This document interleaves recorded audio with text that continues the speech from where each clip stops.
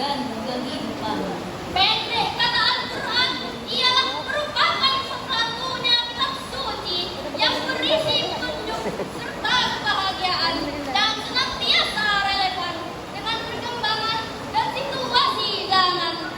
Oleh karena itu, Rasulullah Sallallahu Alaihi Wasallam mengatakan, "Iqra'ul Qur'an fa inna ya'ti yawmal qiyamah syafi'an li ashabi."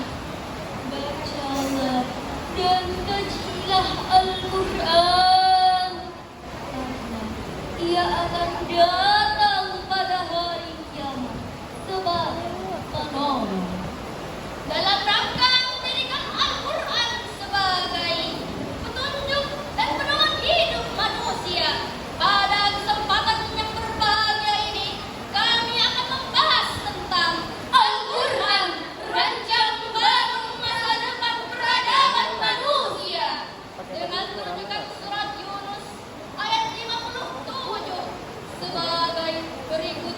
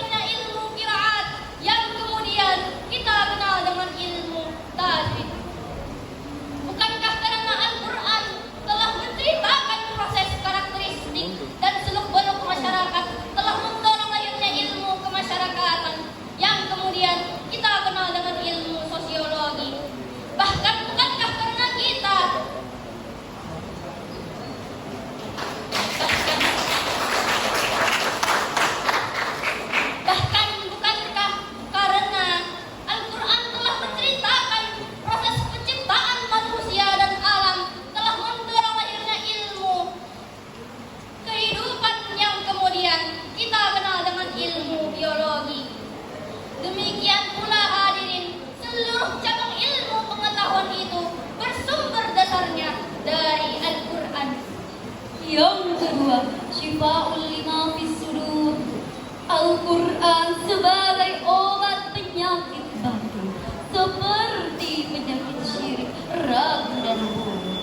Kenapa Al-Quran berfungsi sebagai obat penyakit batin, bukan penyakit zahir? Jawabannya, hadirin, penyakit zahir memang berbahaya jika tidak diobati. Tapi jauh lebih berbahaya jika kita punya penyakit tapi tidak diobati. Betul hadirin? Betul, betul, betul. Dengan demikian, penyakit asma, jantung, tumor memang berbahaya dan dapat merusak tubuh manusia. Tapi penyakit sombong, iri hati, dengki, frustasi, korupsi, haus kursi, menghalalkan segala cara demi mendapatkan jabatan dan popularitas, jauh lebih berbahaya dan dapat merusak tatanan hidup masyarakat dan bangsa. Oleh karena itu, Al-Quran turun dengan memberikan perintah dan larangan, janji dan ancaman, serta memerintah kepada seluruh manusia untuk mentaatinya dan mengamalkan seluruh isinya. Dengan mengamalkan seluruh isinya, insya Allah segala penyakit hati akan terkikis habis dari diri kita. Pantas saja kalau Abu Farida Muhammad Ijaz dalam bukunya Lisnafsaka bil Quran mengatakan bahwa Al-Quran adalah obat yang sempurna bagi segala penyakit, seperti penyakit zahir maupun penyakit batin. Yang ketiga, huda. Al-Quran berfungsi sebagai petunjuk bagi manusia dari kesesatan. Al-Quran diturunkan Allah untuk memberikan petunjuk kepada manusia, membimbing dan membawanya kepada keselamatan, baik di dunia maupun di akhirat. Berkaitan dengan hal tersebut, Profesor Dr. Quraisy Shihab dalam wawasan Al-Quran mengatakan, seluruh ayat yang ada dalam Al-Quran seluruhnya berisi ajaran relevan dengan perkembangan dan tuntutan zaman, mampu memberikan solusi terhadap berbagai permasalahan, baik yang bersifat ibadah, ritual maupun sosial, termasuk di dalamnya tentang etika kenegaraan. Oleh karena itu, kalau manusia sudah mampu mengamalkan isi Al-Quran, menjadikannya sebagai petunjuk kehidupan dan mampu mengamalkannya dalam kehidupan keseharian, maka perilakunya dipastikan tidak bertentangan dengan ajaran Tuhan dan berselisih dengan tuntunan agama.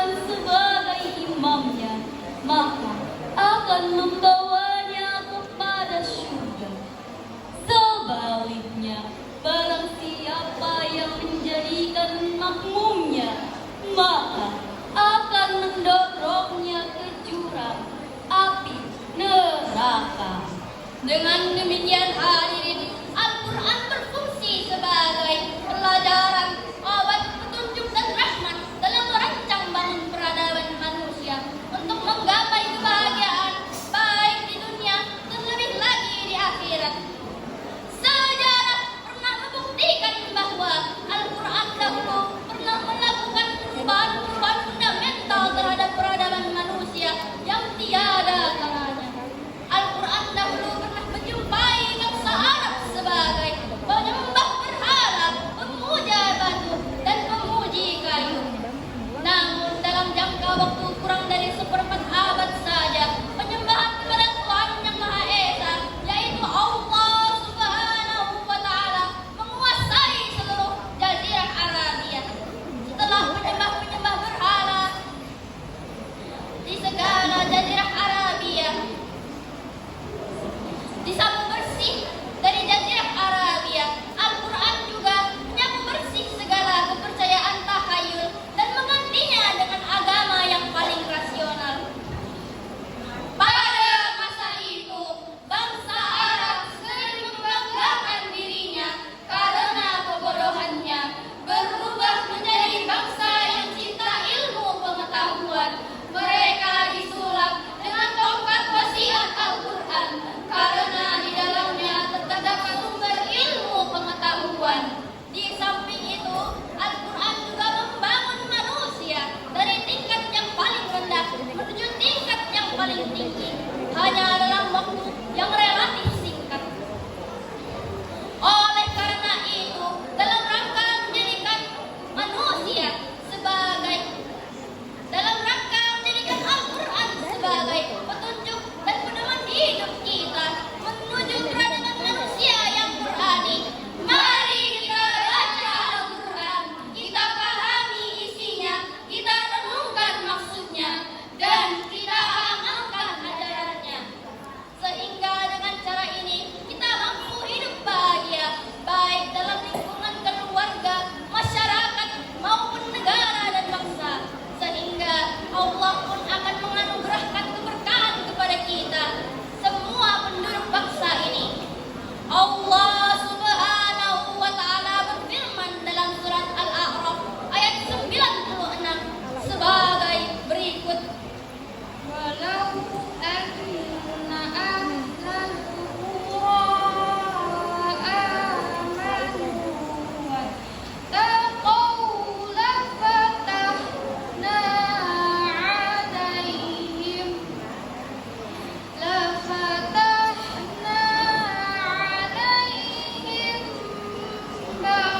barakatim minas samai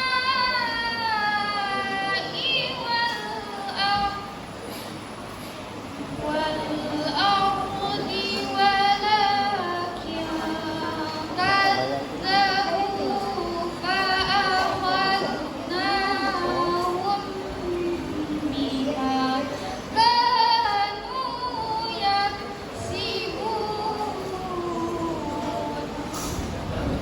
Shadaqallahul azim. Jikalau sekiranya penduduk negeri beriman dan bertakwa, pastilah kami akan melimpahkan kepada mereka berkah dari langit dan bumi.